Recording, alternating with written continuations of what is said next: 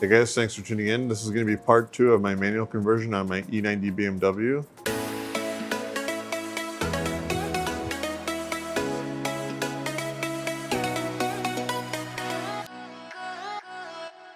Today we're going to be installing the manual transmission back in the car, but before we do so, we're going to install brand new fluid in there. Let me show you what I got. From what I've read, D4 ATF is the recommended fill for this transmission. It's a little bit thicker than D6, but as you can see, this is for manual transmissions and automatic transmissions. I've used this before in my automatic, but I'm going to be putting in 2 quarts of D4. I'm not sure what came with this transmission. So to start, we're going to drain out the fluid that's in there. It's an 8mm Allen for the drain plug. Figured I might as well do it now before I install it in the car. It'll be much harder.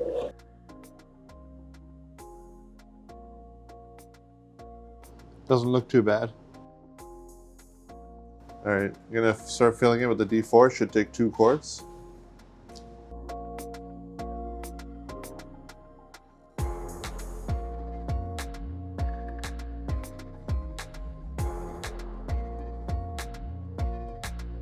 With 2 quarts is right at the full mark.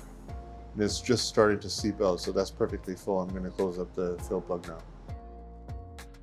Next up, I wanna remove this line that came with the transmission. Now, this is a clutch delay valve, which I'm going to remove.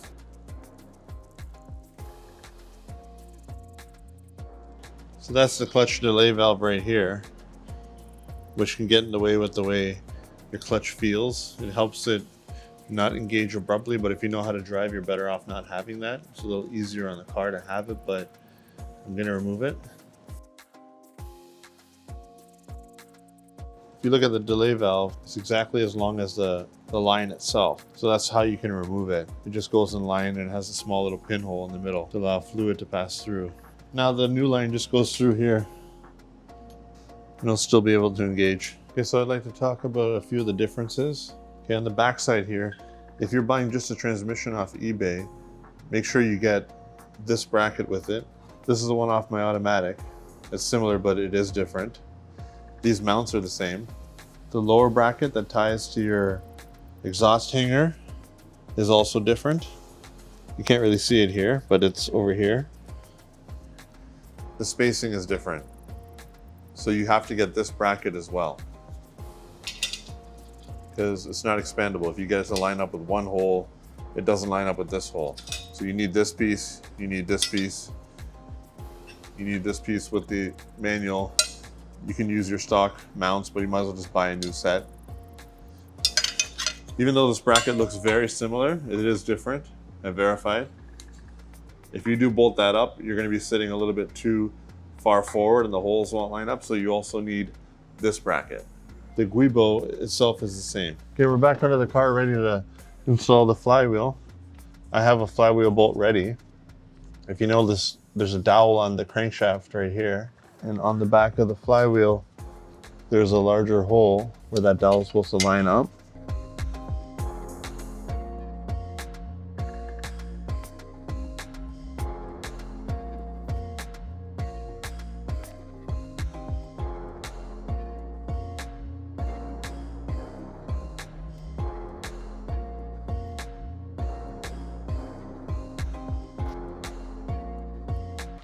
Now we gotta tighten these bolts.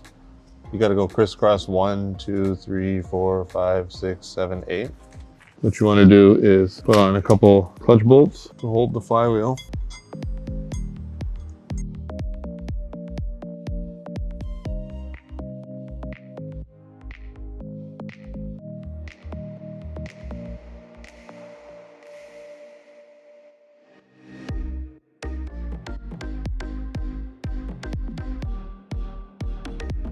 We'll see if this works. I didn't necessarily have the right clutch alignment tool. I was supposed to get one for an N54. This kit didn't come with the right one.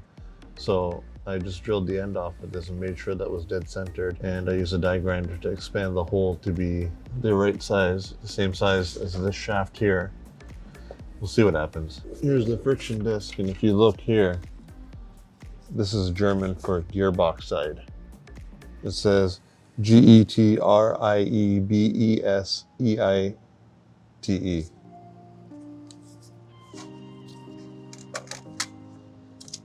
I'm just using a drill bit, 5/64 all around it.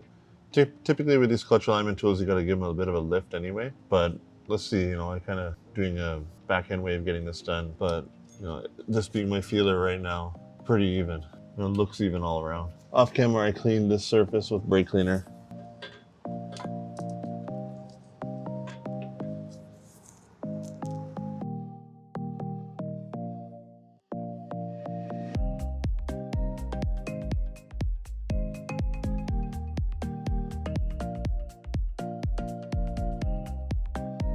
The pressure plate bolts are to be torqued to 11 foot-pounds plus 90 degrees because they're torqued to yield. So it'd be a little bit tricky with this, but I'll give it a try. So I'm gonna just get it to about here twice. Ideally, you'd have a torque wrench that can read in degrees, or if you're just going for one shot, aim for 22 foot-pounds.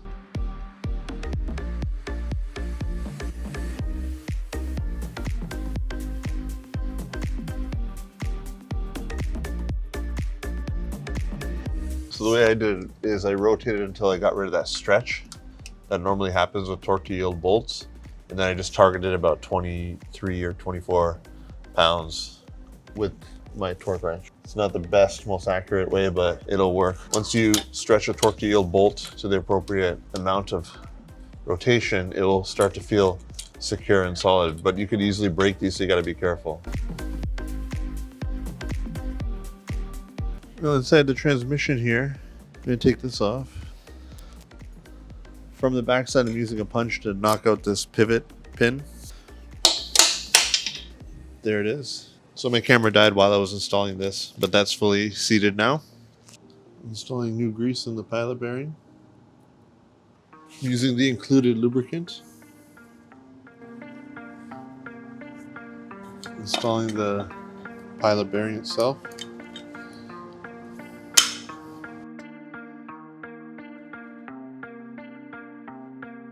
All right, we're done with the maintenance there. Install a new pivot pin, a bit of grease on the pivot arm, the new pivot arm.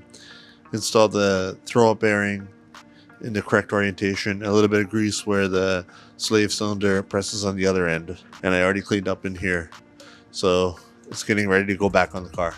All right, FYI, when you're installing the thrust bearing, there's two sides to it. There's a side that kicks the bearing a little bit forward. And there's a side that keeps it in. There's a shallower edge. On the N54, you want it on the shallow edge. So that's how I've installed it.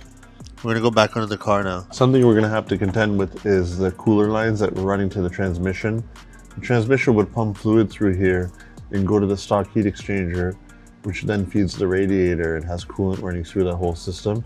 You can opt to remove that if you want to, but in my case, I'm gonna leave that all present because it saves me a whole bunch of bypassing and a lot of work. So we'll see if I run into any obstacles with my course of action, but what I'm gonna do is over here in front of the oil pan, I'm going to cut the lines short. I'm gonna use a pipe cutter like this. I'm gonna stick some hose on there and just loop it and zip tie it on into place to just seal that off away from the elements. But there's going to be no more transmission fluid running through there, even though it's going to feed to a heat exchanger that is basically going to be doing nothing. And there's not much of a weight reduction to remove that. If I ever get a leak in that system, then I'll just bypass it then. But I think it'll be easier to just loop those back around. There's nothing pumping through it anymore.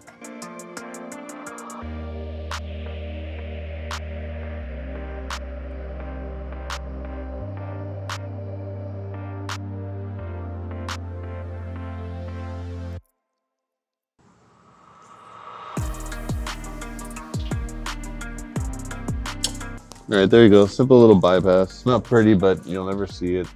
And it's out of the way of anything. It shouldn't touch anything in this area. The clutch line and all that should be able to come from here. This is bolted back to the oil pan, so it's sturdy. And it's just literally to keep the debris out, but the system's not essential anymore. I'm at the point now where I want to bring the manual transmission into place and see what happens. Transmission's roughly in place. I'm going to start raising it up.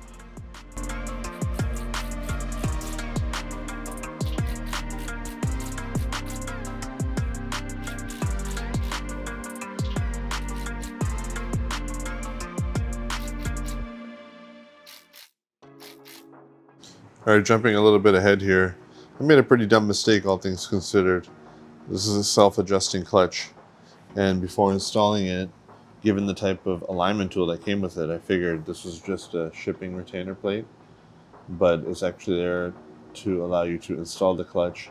So what you're supposed to do is install the clutch, tighten down the pressure plate bolts, use a 14 mil Allen to rotate this out of position, and then these will kind of skip ahead a little bit to adjust the positioning in terms of how much tension and the bite point.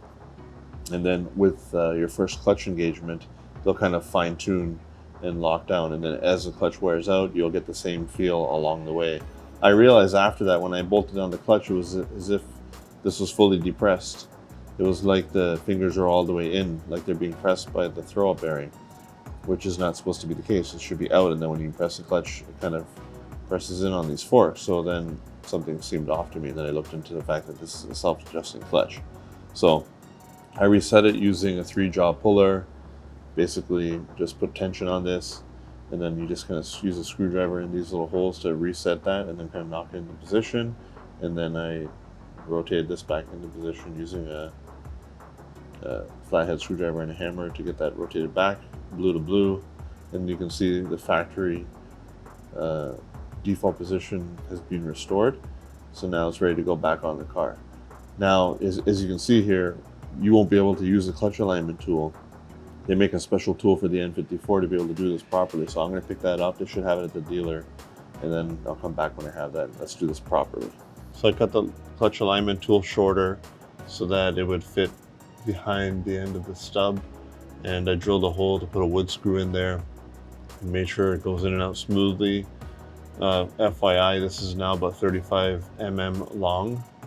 That way I can put the self-adjusting clutch pressure plate on top of this and clear this, and then we'll remove the retaining spring and use the wood screw to hopefully easily pull that out. Whenever you remove the pressure plate, you have to change these bolts because they're torque to yield.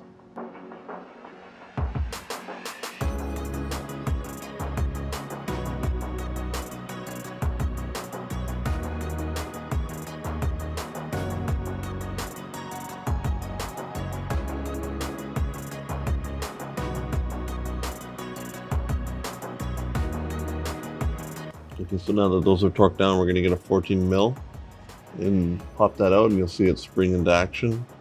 And then these will jump forward a bit, and the first time you depress the clutch after bleeding everything, it should self-adjust to the thickness of the new clutch. Okay, so this is a 14 mil. So now that didn't really move out much at all. But when you eventually do press on this section here, it will self-adjust. Now hopefully I can get this clutch alignment tool out. There we go. That came out. That disc looks nice and centered. I had even spacing all around. And now with the self-adjuster in the proper position, I'll be in good shape. Before, these were way out. And when I bolted, I couldn't even bolt the pressure plate down without compressing these springs here. And as you can see now, there's travel range for the throw-up bearing to actually push in and disengage. The way it was before was this was way in, and it was almost like you were already pressing the clutch without doing anything. But that's how you install a self-adjusting clutch properly. And that's why the N54 clutch alignment tool looks a little bit different. If you just opt to buy the kit that doesn't come with the N54 clutch alignment tool, you can just hack up the one that comes with it. You're gonna have to drill it. You know, I already showed you how you cut the short, drill a hole here and whatnot, but that gets the job done. Not pretty, but it works. So we'll go back to reinstalling the transmission now that this is put properly.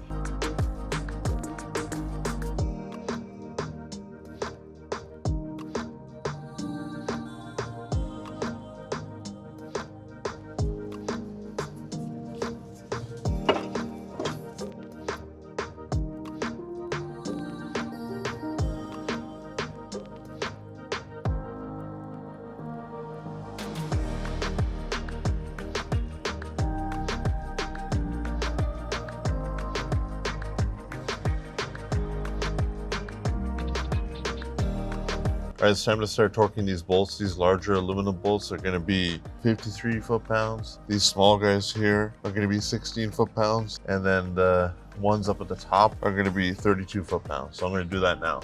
And you wanna just do a diagonal pattern.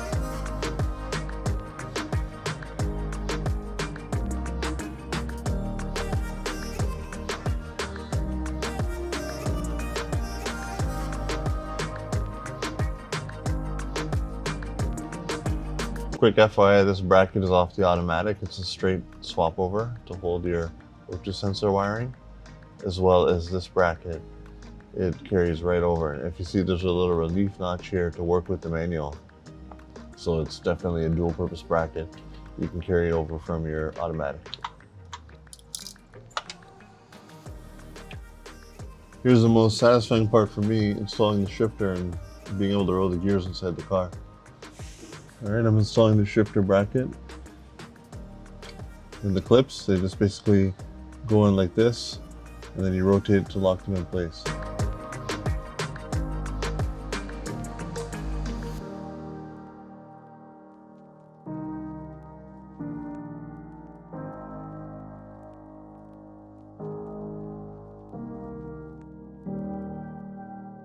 So I'm gonna go inside the car now and pass the arm down through.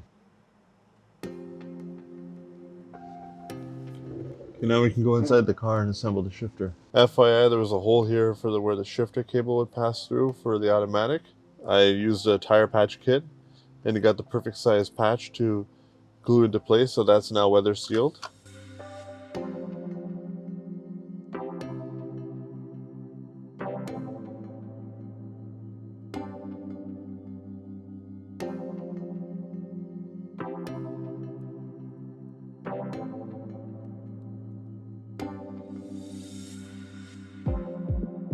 This is by far the most satisfying part.